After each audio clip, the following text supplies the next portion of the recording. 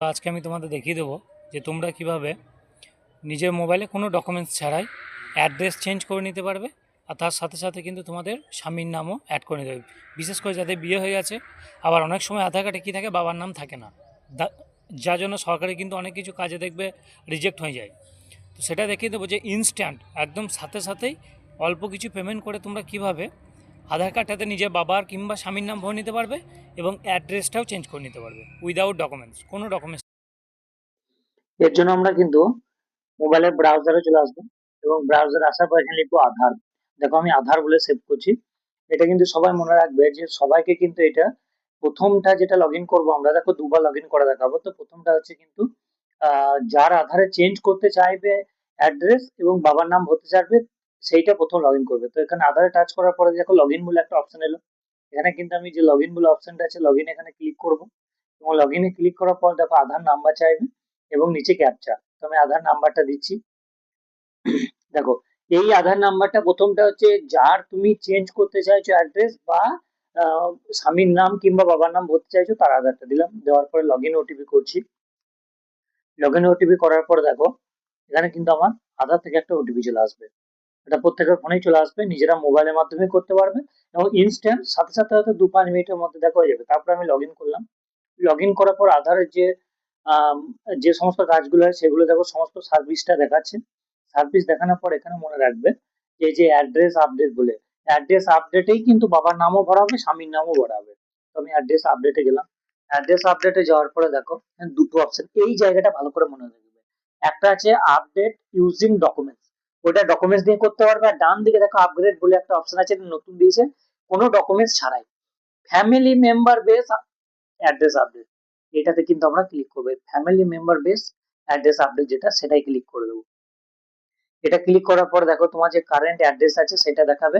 আর নিচে দেখো একটা অপশন আছে details of family member required to update, অর্থাৎ যার নামটা তুলতে চাইছে, যদি স্বামীর নাম হয় তাহলে এটা স্বামীর আধার কার্ড দিতে হবে, এবং যদি এটা বাবার হয়, মানে বাবার নাম তুলতে চাইছে, তাহলে বাবার অ্যাড্রেস দেবে। দেওয়ার পরে দেখো মোবাইল নাম্বারটা দেখিয়ে দেবে, লিগ্যাল অ্যাকশনে অ্যাকসেপ্ট করে নেবে। অ্যাকসেপ্ট করার পর কিন্তু নেক্সট করতে হবে।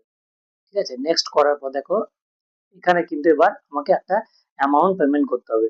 তো আমি পেমেন্টের অপশন চলে এলো, আমি কিন্তু পেমেন্ট করছি। এবং পেমেন্ট করার সময় দেখো পেমেন্টের সাইট খুলে গেল, ইউপিআই এর মাধ্যমে করতে পারবে, আবার ইন্টারনেট ব্যাংকিং, অনেক পেমেন্ট অপশন আছে। আমি দেখো ইউপিআই এর মাধ্যমে পেমেন্টটা করলাম। পেমেন্টটা সাকসেস করার সঙ্গে সঙ্গে দেখো আমার একটা অ্যাকনলেজমেন্ট স্লিপ দিয়ে দেখে নাও। এটা কিন্তু অ্যাকনলেজমেন্ট স্লিপটা দেখো 15 সেকেন্ড টাইম নিল। এবং এটা ডাউনলোড করে নেবো, কারণ এখানে একটা এসআর এর নাম্বার আছে, এসআর এর নাম্বারটা কিন্তু তোমাদের এর পরবর্তী যে স্টেপ আছে সেটা দরকার লাগবে। দেখো এই স্লিপটা কিন্তু ডাউনলোড করে রাখবে। এরপরে কি করবো, ফের আমি আবার আধার সাইডে যাব। আধার সাইডে যাওয়ার পরে এবার তুমি যার ওখানে আধার নাম্বারটা দিলে, অর্থাৎ স্বামীর নাম বা বাবার নাম তুলতে চাইছো, যার নাম যদি বাবার নাম হয় তাহলে বাবার আধার নাম্বারটা লিখবে আবার এখানে। আর যদি স্বামীর নাম তুলতে চাইছো তাহলে কিন্তু সেই স্বামীর আধার নাম্বারটা দিলে। দেওয়ার পরে ক্যাপচা দিয়ে ঠিক আগে তোমারটা যেমন লগ ইন করেছিলে সেইভাবে কিন্তু লগ ইনটা এখানে কিন্তু করলাম। Log in OTP, log in OTP কিন্তু তারপরে লগ ইন হলো।